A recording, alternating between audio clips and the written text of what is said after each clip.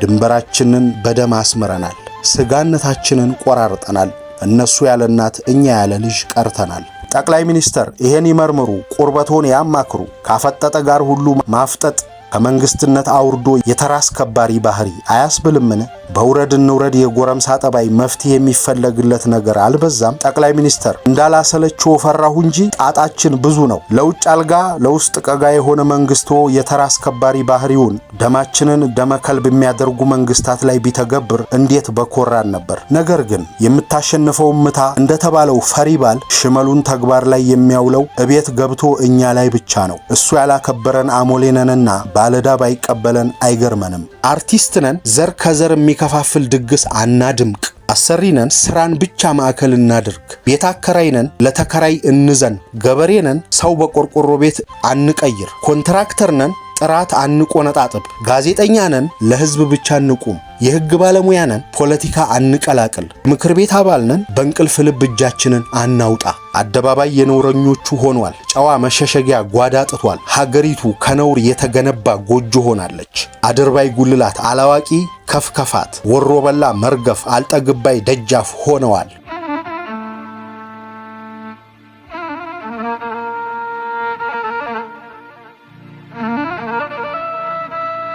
ጤና ይስጥልን። ሀብል ተረክቤት ከአለማየሁ ገላጋይ መለያየት ሞት ነው ከተሰኘው መጽሐፉ የተወሰኑትን ልናጋራችሁ ወደናል። ኑ እንዋቀስ፣ ጠቅላይ ሚኒስተር ከቁርበቶ ይምከሩ እና በኑሮ መቃወም የተሰኙትን ጽሑፎች እንዲህ አቅርበንላችኋል። ይህንን ቪዲዮ እየተከታተላችሁ ያላችሁ ቤተሰቦች ቻናሉን ሰብስክራይብ በማድረግ እንድታበረቱን ስንል በአክብሮትና በትህትና እየጠየቅን ነው። ስለምታደርጉልንም ሁሉ እያመሰገንን መልካም ቆይታ።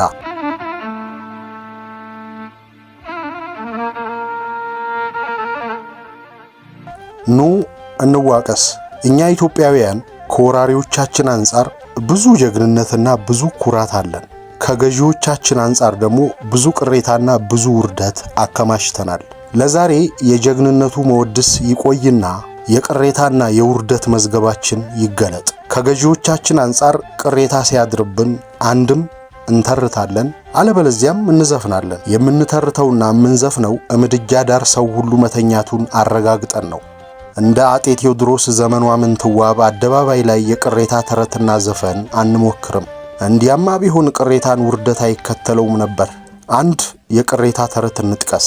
ሹም ለሹም ይጎራረሳል፣ ደሃ ለደሃ ይላቀሳል። ይሄ ቅሬታ ዛሬም አለ። በአደባባይ መተረት ግን ሞታችን ነው። ተረቱ የክት እንደሆነ ቀጥሏል። ይህን ተረት ይዞ ገበያ የወጣ ልበድፍን ለሱ ወየውለት። የቅሬታና የውርደት ታሪካችን የሚያመላክተው ይህንኑ ነው። በጠላት ጊዜ ህዝባዊ የቅሬታ ተረት ይዘው አደባባይ የወጡ 3 ወንድማማቾች ነበሩ አሉ።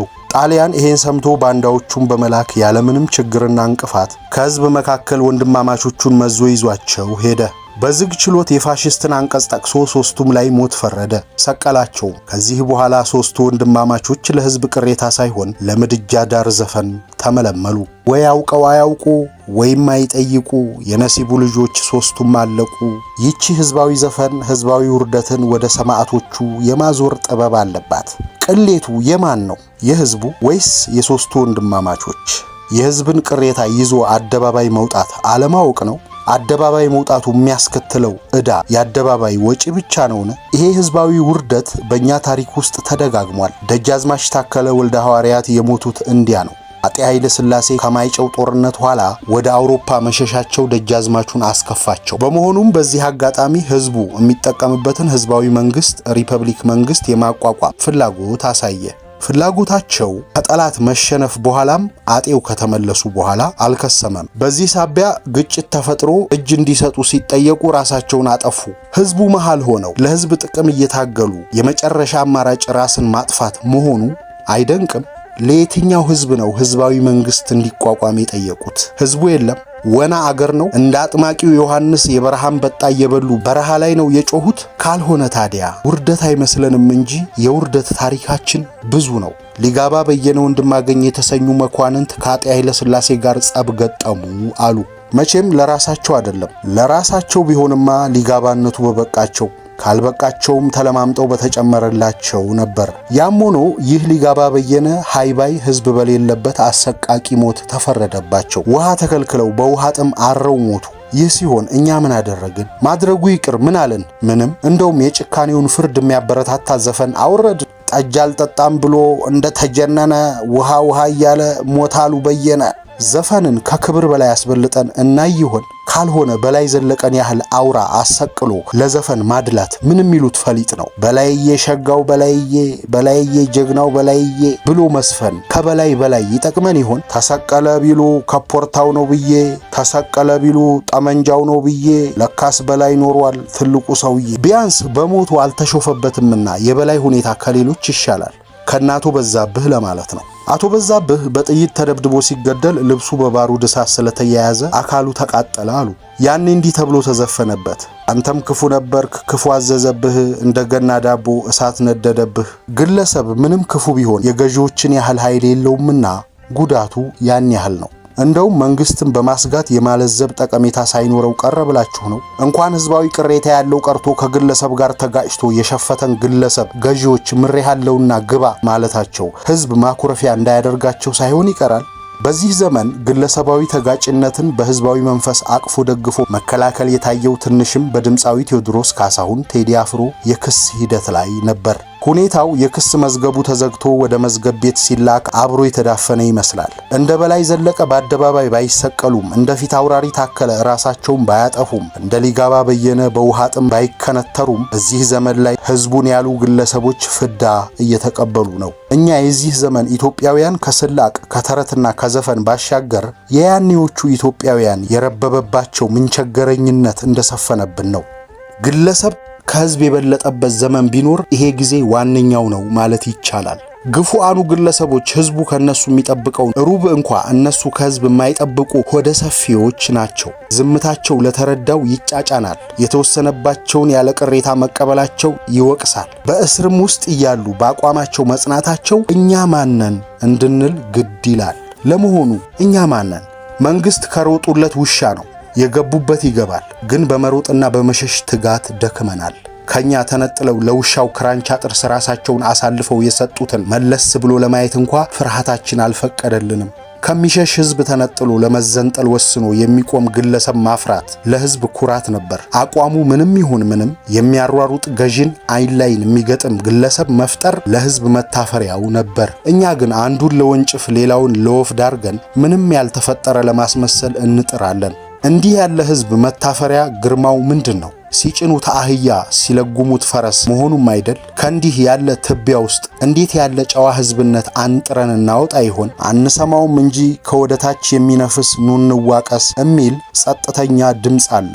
ድምፁ የግለሰቦች ነው። የሚዋቀሰው ከአካላችን ሳይሆን ከህሊናችን ጋር ነው። የአገልግሎት ዋጋቸውን በልተን በዕዳችን ያስጠየቅናቸው ግለሰቦች አሉ። ጡጫና እርግጫ የጠገቡት እነሱ እያሉ እኛ ግልምጫ የሚሸሽ ውርደታም ህዝብ ሆነናል። ልጆቻችንን ሰብስበን የነሱን ልጆች በትነናል። ቤተሰቦቻችንን ሸክፈን የነሱን ቤተሰብ አንከራተናል። ቤታችንን አሙቀን የነሱን ጎጆ አቀዝቅዘናል።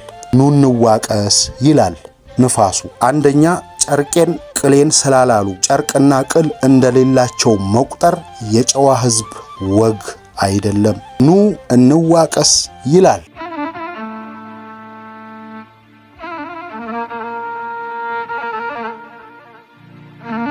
ጠቅላይ ሚኒስተር ከቁርበቶ ይምከሩ። ይሄ ጠቅላይ ሚኒስተርነት አመት ተመንፈቅ ሞላውም አይደል? አዲሱ ጠቅላይ ሚኒስተር ማለታችንም እየተዘነጋ ሄደኮ። አመት ተመንፈቅ የሞላው ስልጣኑ ልጅ ቢሆን ኖሮ ያለ ድጋፍ በሁለት እግሩ የሚቆምበትና ያለ መውተርተር የሚጓዝበት እድሜው ላይ ነበር።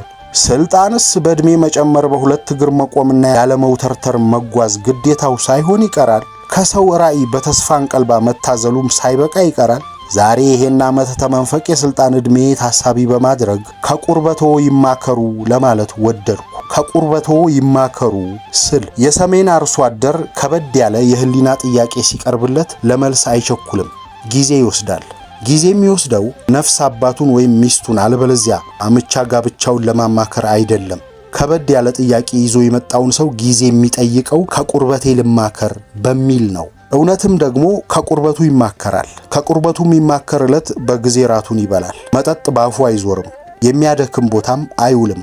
ከወትሮ ሰዓት ቀድሞ ይተኛል። ከቤተሰቡ ሁሉ ማልዶ ወፍ ሳይንጫጫ ይነቃል። እንደ ምንጭ ውሃ ኩልል ጥርት ባለው የማለዳ መንፈሱ የተኛበትን ቁርበት በጣቱ እያንቋቋ ከቁርበቷ ቅኝት ጋር ነገሩን ያወጣል ያወርዳል።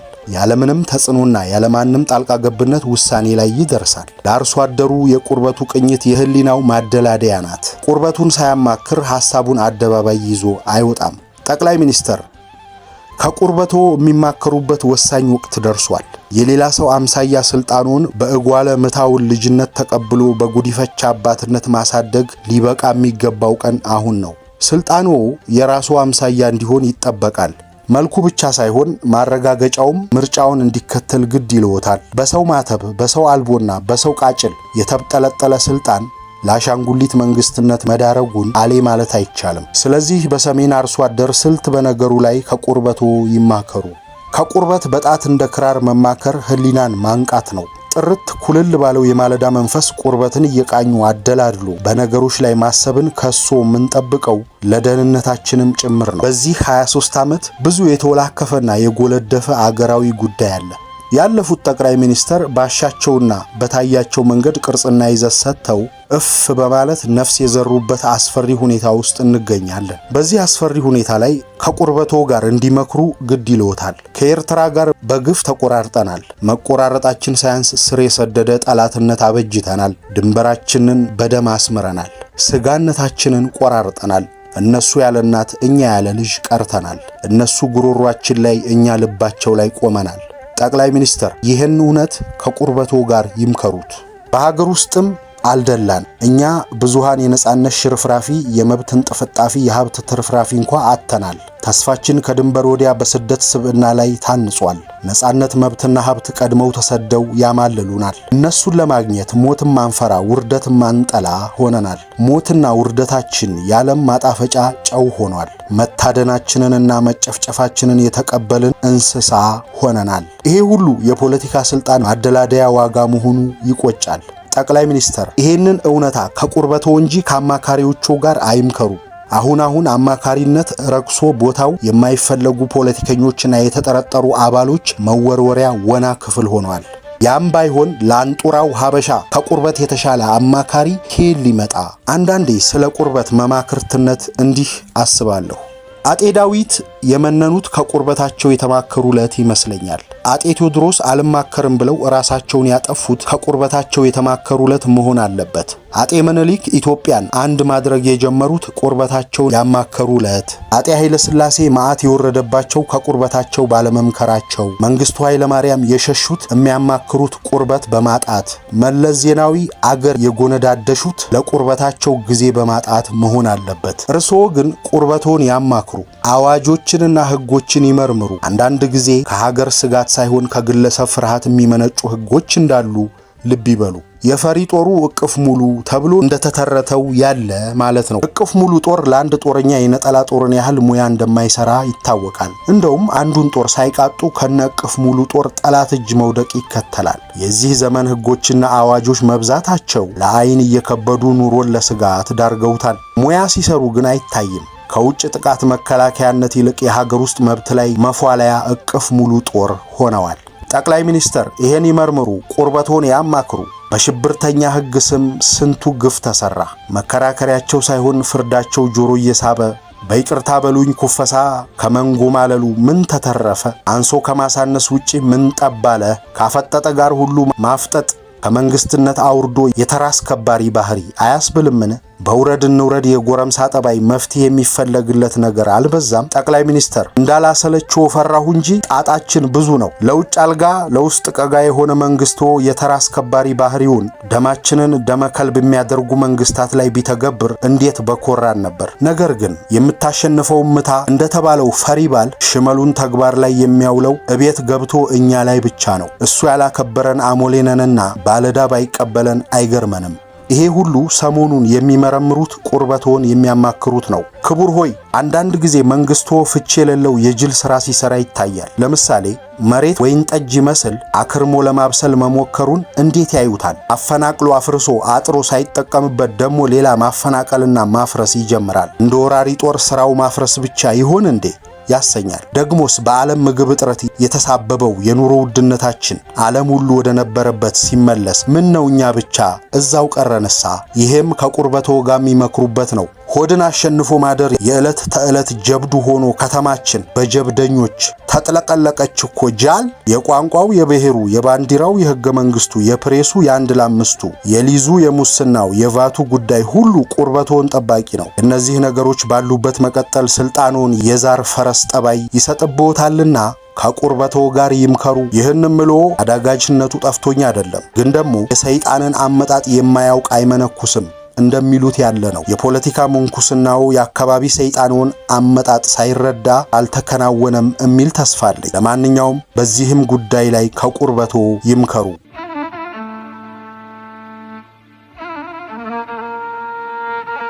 በኑሮ መቃወም፣ ለጠራረገን ሁሉ መግበስበስ የዚህ ዘመን አይነተኛ በሽታ ነው። የተገደድንበትን ነገር ምን ተገብረው እስካልተገደድንበት ድረስ አፈግፍገን ነው። እጃችሁን ስጡ ስንባል እግራችንን ጨምረን እናስረክባለን። አደባባይ አትውጡ ከተባልን ካልጋችን ላለመውረድ እንወስናለን። የፍርሃት ኔትወርክ ዘርግተናል። ለጭነትም ተመሻሽተናል። ዱላ የያዘ ሁሉ ይነዳናል። ያፈጠጠ ሁሉ አንገት ያስደፋናል። ቢያንስ ከዛሬ ጀምሮ ለጠራረገን ሁሉ መጠራረጋችን ግድ ቢሆን እንኳ መግበስበሳችን ላይ እናስብበት። የተገደድንበትን ነገር ስንተገብር እስካልተገደድንበት ድረስ ማፈግፈጋችንን አንታዘብ። የተጠየቅነውን እጃችንን ስንሰጥ ሳንጠየቅ ያስረከብነው እግራችን ይቆጨን። አደባባይ አለመውጣትና ከአልጋ አለመውረድ ምን አንድ እንዳደረጋቸው አስበን በራሳችን ላይ እንሳቅ። ጊዜ ለሰጠው ዱላ ያዥ ብቻ ስንነሳ ላስመሳይ ባለስልጣን አንገታችንን አንድፋ። ቢያንስ ከዛሬ ጀምሮ በአደባባይ ባይሆንልን በቤታችን ነፃ እንውጣ። እኔና ቤቴ ግን በኢትዮጵያ አንድነት እናምናለን ብለን እንጻፍ። ጽፈን ግድግዳችን ላይ እንለጥፍ። በአደባባይ ያጣነውን ነፃነት በቤታችን ውስጥ እንቀናጅ። የተዋረደውን ባንዲራ በቤታችን ከፍ ከፍ እናድርግ። የተሻረውን ካርታ ሳሎናችን ውስጥ እንሹም። ኤርትራና ኢትዮጵያን እንቀላቅል። የቤኒ አመሩ ጉብል ፓስተር አሁን የት ነው? እንፈልገው። ከሐረር ፓስተር አጠገብ የአስመራ ፓስተር አልነበረም? የትጣል ነው? ለምን መግበስበስ? ይሄ አይደለም ከጥንቱ ሀገራችን ሲያባርሩን ስለምን ሀገራችንን ከልባችን እናባረራለን? መከፋፈሉን ከጠላ ነው ክልል ማለትን አፋችን ውስጥ ማን ከተተው? ኦሮሚያ ቤኒሻንጉልን አፋርን ክልል አድርጎ ቤታችን ምን አስገባቸው? ቢያንስ ከዛሬ ጀምሮ እንኳን መንግስት ሰይጣን ፈጣሪም ቢሆን በቤታችን በልባችን በመንፈሳችን በነፍሳችን ለማዘዝ ፈቃዳችንን ይሻል። ደጃፋችንን ሲቆረቆር ካልከፈትን ወደ ውስጥም እንዲዘልቅ ካልጋበዝን የመኖሪያ ልዕልና አይደፈርም። እዚያ ያልተገበርነው ነፃነት፣ እዚያ ያላስጠበቅነው መብት የት? በጎዳና የማይታሰበውን ሰላማዊ ሰልፍ ከሳሎን መኝታ ቤት እናካሂድ። ለገዢዎች የፈራነውን ለልጆቻችንና ለትዳር አጋሮቻችን እንፈክር። ቤታችንና ልጆቻችን የመጪው ዘመን እውነታ ማህደር ይሆናሉ። ቢያንስ ከዛሬ ጀምሮ እነሱ ገዢዎቹ የሚጠላላ ማህበረሰብ ለመፍጠር ሌት ተቀን ይለፋሉ። እኛ የሚዋደደውን ማህበረሰብ ለማቆየት ቢያንስ በቤታችን ምን አደረግን? ራሳችንን እንጠይቅ። ሲለያዩን ያለመለያየት ዕቁብ ጠጣን? ሲነጣጥሉንስ ያለመነጣጠል ዕድር መሰረትን? ጠላት ሲያደርጉን በጋብቻ ተዛመድን? ሲያቃቅሩን የአንድነት ጽዋ ማህበር አቋቋምን? ወይስ አይን አባት ከብሔራችን አጨን? የጡት አባታችንን ከቀያችን ሙጥኝ አልን? ጉዲፈቻ ከወንዛችን ፈለግን? ከጎሳችን አጨን? አማጫችንስ፣ ሸምጋያችንስ፣ ሽርካችንስ ከጎጣችን እጃችሁን ስጡ ስንባል እግራችንን ጨምረን ማስረከብ ማለት ይሄ ነው። ቢያንስ ከዛሬ ጀምሮ ፖለቲካዊ ክፉ ስራን በኢትዮጵያ ጨዋ ተግባር እንቃወም። ኑሮ የከበደውን አንጫን። መግቢያ የሌለውን መድረሻ አናሳጣ። ጊዜ የጣለውን አንርገጥ።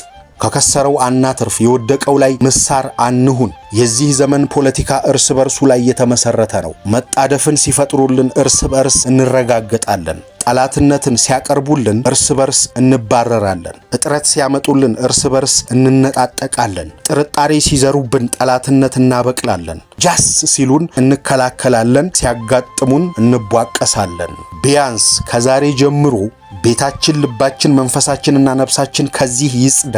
ነጋዴ ነን፣ አላግባብ አናትርፍ። አከፋፋይ ነን፣ ተፈጥሯዊ ያልሆነ እጥረት አንፍጠር። መምህር ነን፣ ተማሪ ከተማሪ አናበላልጥ። ስፖርተኛ ነን፣ ብሔር አንወክል። አርቲስት ነን፣ ዘር ከዘር የሚከፋፍል ድግስ አናድምቅ። አሰሪ ነን፣ ስራን ብቻ ማዕከል እናድርግ። ቤት አከራይ ነን፣ ለተከራይ እንዘን። ገበሬ ነን፣ ሰው በቆርቆሮ ቤት አንቀይር። ኮንትራክተር ነን፣ ጥራት አንቆነጣጥብ። ጋዜጠኛ ነን፣ ለህዝብ ብቻ እንቁም። የህግ ባለሙያ ነን፣ ፖለቲካ አንቀላቅል። ምክር ቤት አባል ነን፣ በእንቅልፍ ልብ እጃችንን አናውጣ። ዛሬ እውነታ ተገልብጧል። ሌባ ይንጎባለላል፣ ተዘራፊ ያፍራል። የቀማኛ ልጅ ደረጃ አግኝቷል። በላቡ የሚኖር አባት ያለው መግቢያ ጥቷል። አደባባይ የነውረኞቹ ሆኗል። ጨዋ መሸሸጊያ ጓዳ ጥቷል። ሀገሪቱ ከነውር የተገነባ ጎጆ ሆናለች። አድርባይ ጉልላት፣ አላዋቂ ከፍከፋት፣ ወሮ በላ መርገፍ፣ አልጠግባይ ደጃፍ ሆነዋል። የዚህ ዘመን መሰረት ግን እኛ ነን። እንዴ ባይጭ የመኖር ዋስትናን ከማረጋገጥ በላይ የሚከማች ሀብት ሁሉ በማህበረሰብ ዘንድ የተሻሉ ሆኖ የመታየትና የመከበር ፍላጎት ነው። የትንፍጪው ዱቄቱን አምጪው ሆነናልና የሀብት ጀርባ ማጥናት ትተናል። ለሌባ እናጎነብሳለን፣ ለቀማኛ ወንበር እንለቃለን፣ ለዘራፊ እንሽቆጠቆጣለን። ሌብነት እንደ ማሳለጫ የማቋረጫ መንገድ ብቻ ሆነ። ቢያንስ ከዛሬ ጀምሮ ሌባን ማቆላመጥ ይቅር፣ አይናችን ይብላው፣ ሚስቱ ፊት ይሸማቀቅ፣ ልጁ ፊት ይሳቀቅ፣ አማት ደጅ አይድረስ፣ ከሰው ጋር አይቁረስ። ቤታችን፣ ልባችን፣ መንፈሳችን፣ ነፍሳችን ብሎም ሀገራችን የሚጸዳው እንዲያ ነው። ያልተገባን በአደባባይ በኑሮ መቃወም